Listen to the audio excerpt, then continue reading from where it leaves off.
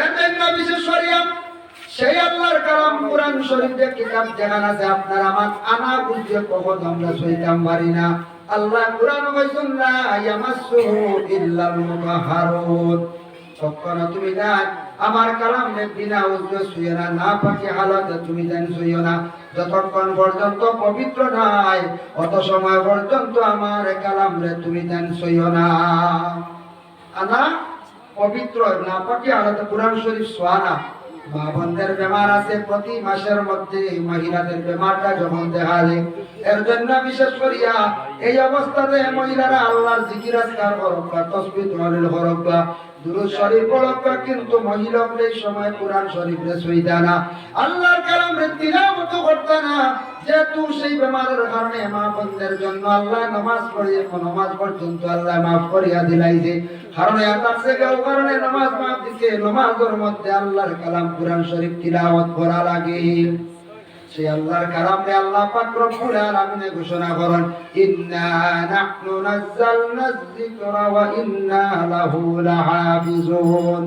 হে আমার বান্দাগণ জানিয়া রাখো, আমি আল্লাহ পাক রব্বুল আলামিন কোরআনকে আমি আল্লাহ নাযিল করছি, এই কোরআনের হেফাজতকারী আমি আল্লাহ, হেফাজত আমি আল্লাহ করব।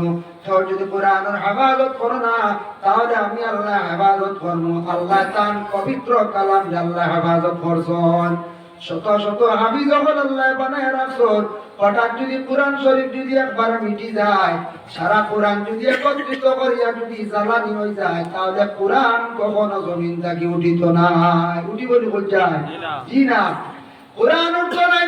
কারণ আসছে গেছে আল্লাহর কালাম কোরআন শরীফ প্রত্যেক হাফিজ চাবগলর সিনার মধ্যে আছে।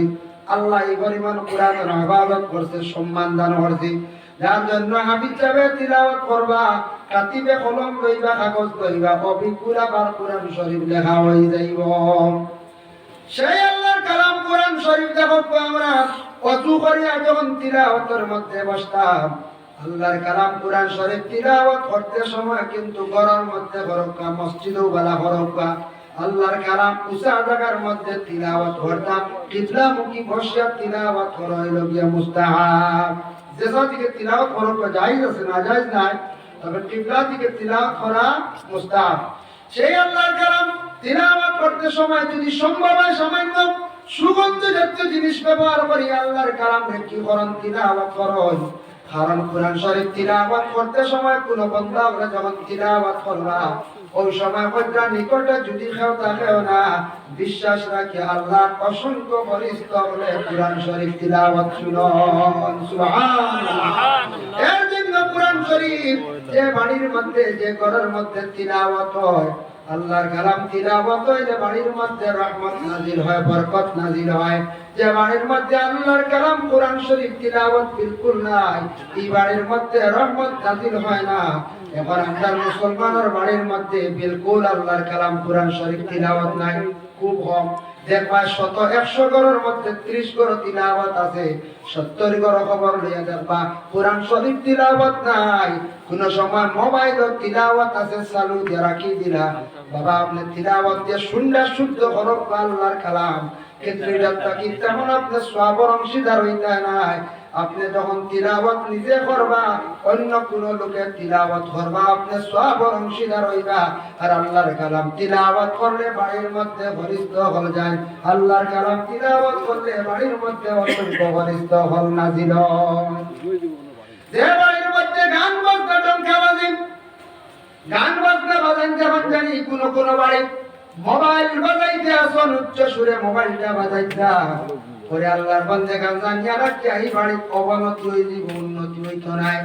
কারণ যে বাড়ির মধ্যে উচ্চ সুরে গান বাজনা বল বাজার, জানিয়া রাখবা এই বাড়ির মধ্যে জিন্নাত করে আড্ডা বাতিলা, এই বাড়ির মধ্যে শয়তানে আড্ডা বাতে।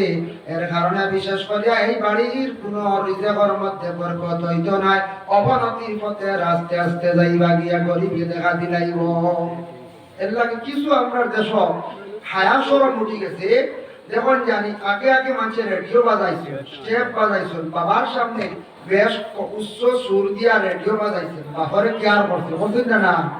যুবকের ছেলে বাপরে মানছে, চাচারে মানছে, মুরব্বী দেখছে, বেশ ভলিউম দিয়ে স্টেপ বাজাইছে, লুকাইয়া বাজাইছে।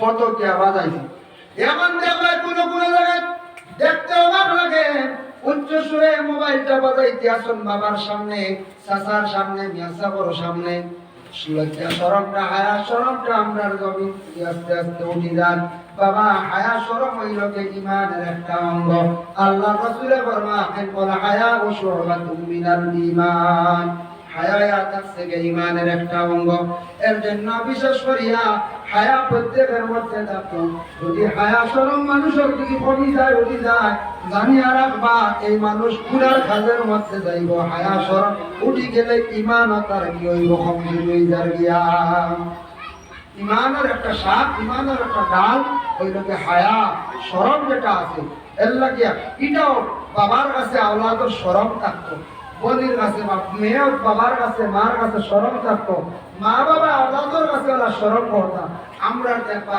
ওলা বর্তমানের জিন্দগি শরম উঠে দেখবা আওলাদে কোনো কোনো জায়গা গামছা হরিদান করে বাবার সামনে আটে আল্লাহ গামছা হরিদান করিয়া বাবার সামনে দি যারা মার সামনে দি যারা উপযুক্ত বোনের সামনে যে গামছা হালকা পাতলা গামছা ব্যবহার করিয়া এতটুকু আমরা আদব জমিন থেকে উঠিছে এতটুকু আমরা হায়া শরম উঠিছে জমিন থাকিয়া দেখবা উপযুক্ত বই মা এর সামনে গামছা পরিধান করছে কত লজ্জাজনক ব্যাপার না যায় কতটুকু শর্ম ব্যাপার আদব আখলাক দুনিয়ার জমিন থেকে আমরা উঠাই দিয়া এমন দেখা যায় এইটাও আছে কে দেখা যায় মানুষে এমন প্যান্ট পরিধান করছে হাফ প্যান্ট লাগান ও প্যান্ট পরিধান করিয়া মানুষটা জমিন আটে আপনারা চতুর্থ আগে দিয়ে আপনি একবার কষ্ট দেই বারবার কষ্ট দেবেন কইবেন না আল্লাহুম্মা সাল্লি আলা